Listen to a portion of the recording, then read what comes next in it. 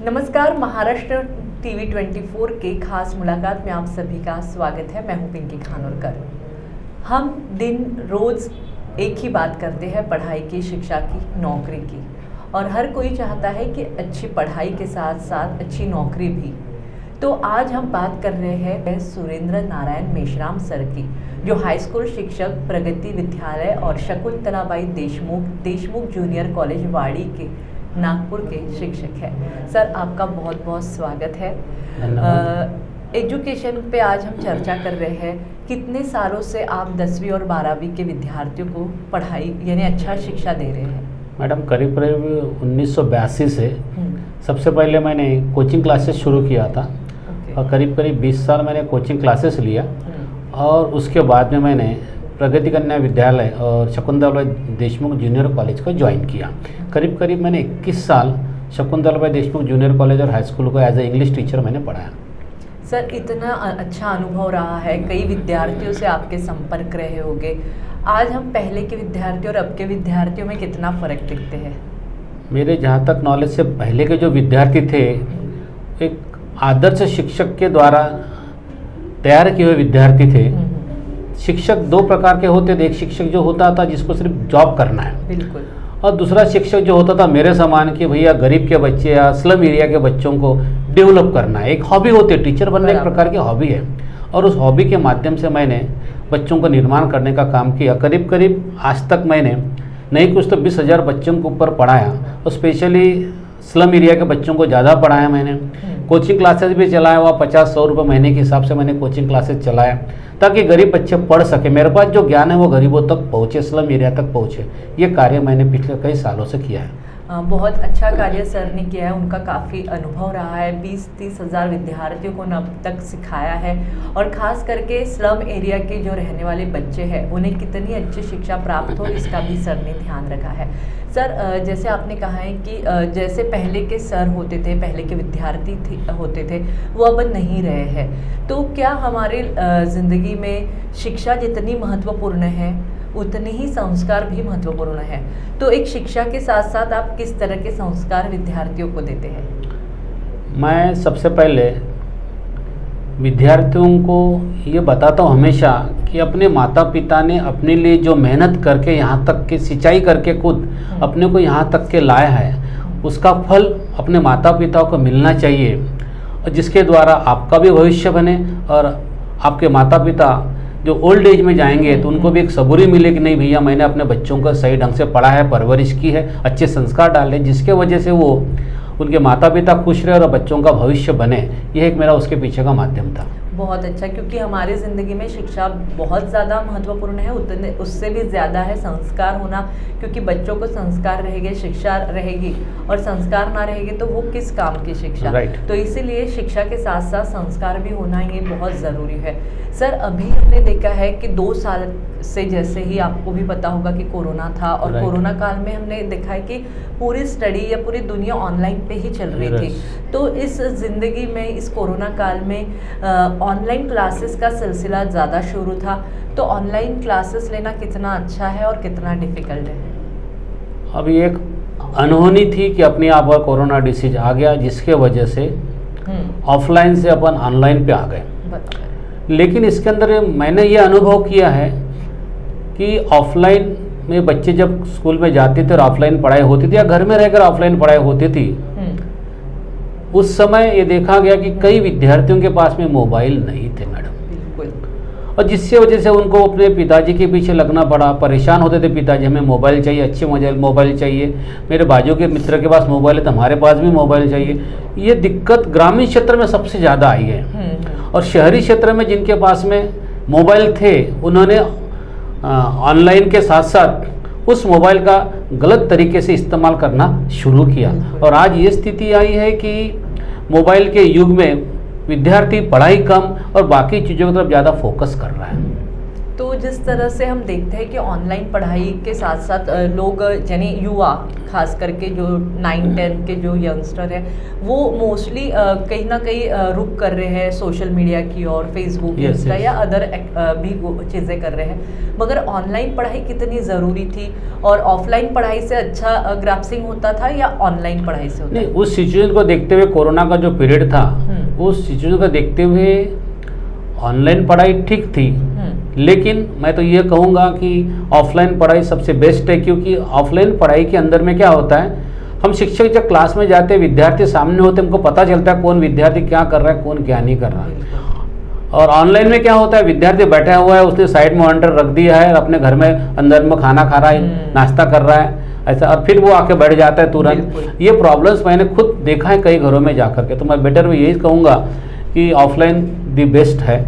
बिल्कुल, offline exam हो या ऑफलाइन स्टडी हो, इसमें हमें डीपली नॉलेज आता है, हम कुछ रिस्ट्रिक्शन है उसे फॉलो करते हैं। और मोस्टली क्या होता है कि ऑनलाइन एग्ज़ाम या ऑनलाइन स्टडी में हमें पढ़ाई का कुछ नॉलेज नहीं होता है, तो हम कॉपी भी कर लेते हैं, मगर ऑफलाइन पढ़ाई में आपको स्ट्रिक्टली पढ़ाई करनी है, स्ट्रिक्टली एग्ज़ाम देनी है।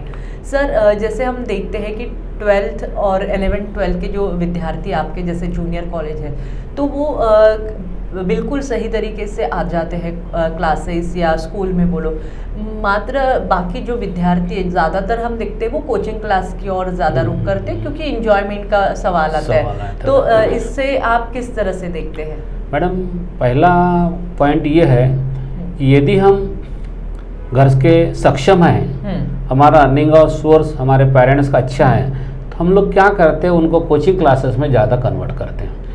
और आजकल एक फैशन बन गई है कि हम, पहले के ज़माने में क्या होता था मैडम कि यदि विद्यार्थी यदि कोचिंग क्लासेस में जाए तो लोग उसको डल समझते थे।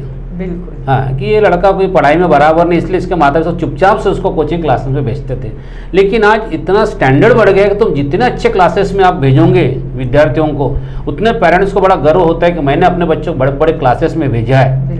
आए ध्यान में। लेकिन ये जो जूनियर कॉलेज के बच्चे, स्पेशली ग्रामीण क्षेत्र के बच्चे, हमारे कॉलेज के बच्चे जो है वो, उनको उतना पैसे का प्रॉब्लम आ जाता है, जिसकी वजह से वो बड़े बड़े कोचिंग क्लासेस में जा नहीं सकते। फिर भी वो ग्रामीण के बच्चे मेहनत करके हमारे यहाँ से मेरिट में आते हैं, टॉप आते हैं। इससे मैं ये समझता हूँ कि क्लासेस से बेटर वे ये है कि अपन अपने स्कूल में ही पढ़ाई करें, और टीचर पढ़ाने को तैयार रहते हैं, लेकिन एक फैशन होने के कारण विद्यार्थी का ज़्यादा अट्रैक्शन कोचिंग क्लासेस के तरफ होता है। बिल्कुल सर, जैसे आपने कहा कि आज एक स्टैंडर्ड बन गया है क्लासेस जाना, क्योंकि हम देखते थे पहले हमारे घर के छोटे क्लासेस होते हैं, हम उसमें जाते थे, पढ़ाई करके आते थे। मात्र अब क्या हो गया, एजुकेशन के साथ साथ ऐसा भी हो गया कि हर कोई क्लासेस अटेंड कर रहा है। तो इस क्लासेस में पढ़ाने का मकसद ये होता है, कहा जाता है कि क्लासेस में अच्छी पढ़ाई होती है, कॉलेज और स्कूल में नहीं होती। तो इसे किस तरह से देखते हैं आप?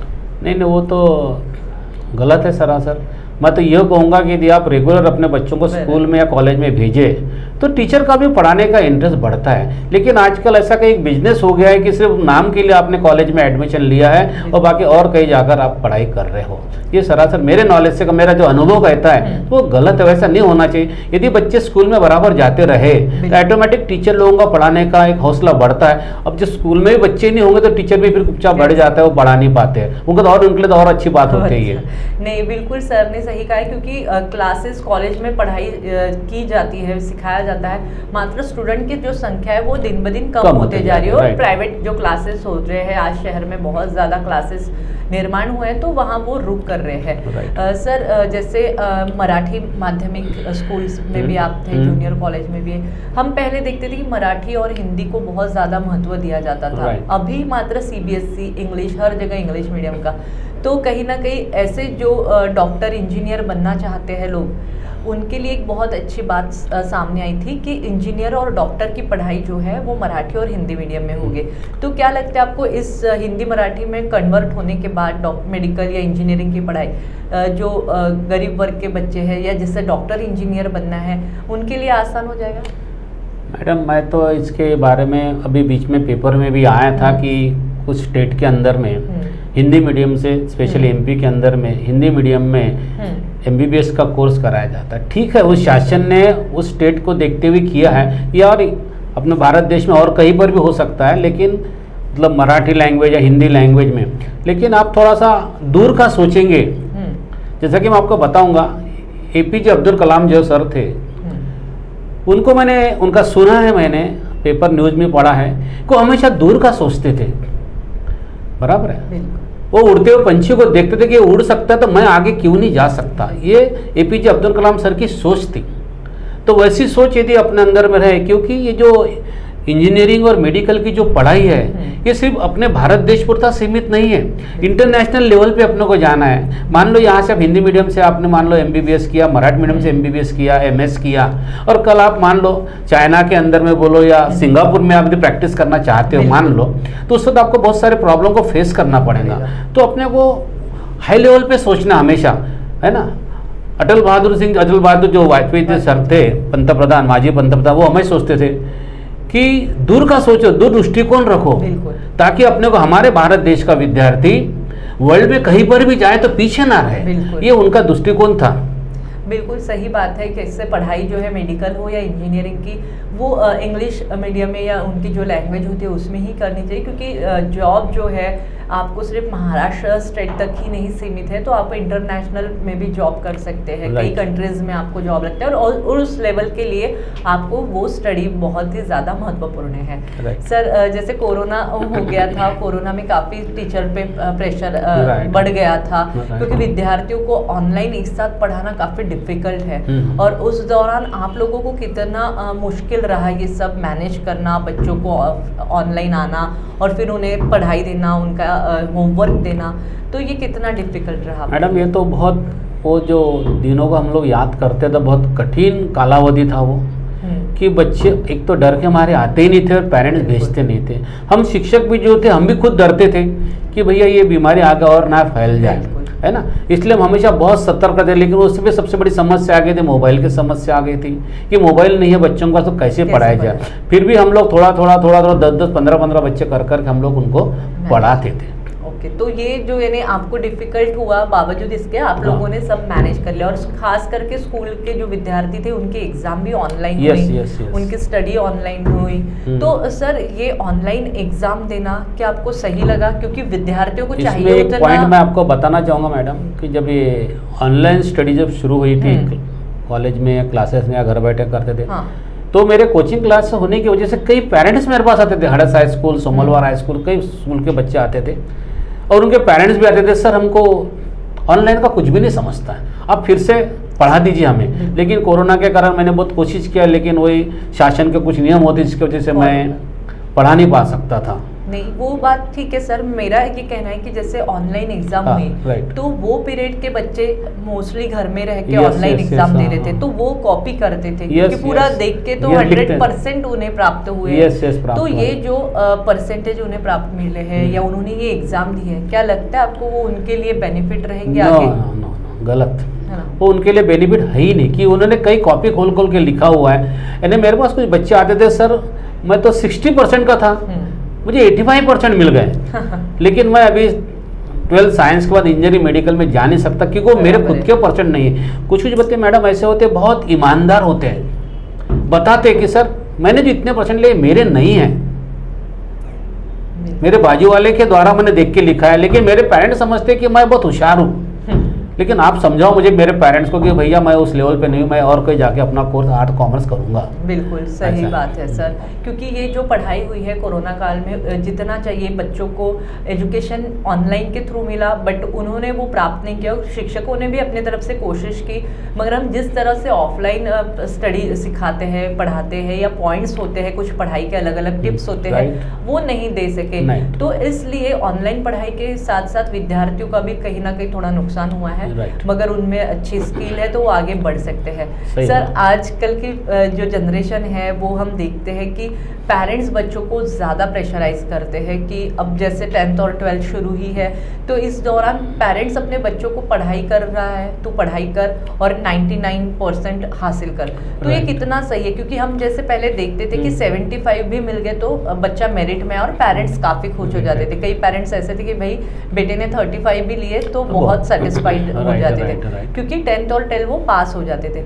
मगर अब ऐसा हुआ है कि 99 मिलने के बावजूद भी पेरेंट्स कहते हैं कि 100 क्यों नहीं है, तो इन पेरेंट्स के लिए आप क्या कहेंगे? मैं सबसे ये बताऊंगा कि आज से 25-30 साल पहले यदि एक आधे एरिया के अंदर में यदि एक आधी विद्यार्थी 60% से पास हो जाता था, जिसको फर्स्ट क्लास कहते थे उस जमाने में, तो पूरे बस्ती में खबर पड़ जाती है कि 100 का लड़का फर्स्ट क्लास में पास हुआ है। बड़े गर्व की बात होती थी। और कोई बच्चा 35% से भी पास हो जाए तो पेरेंट्स बड़े खुश होते थे। उनको मालूम है बच्चे आज 35 आगे चल कोई और बढ़ेगा और कहने कि उसको जॉब वगैरह मिलेगा।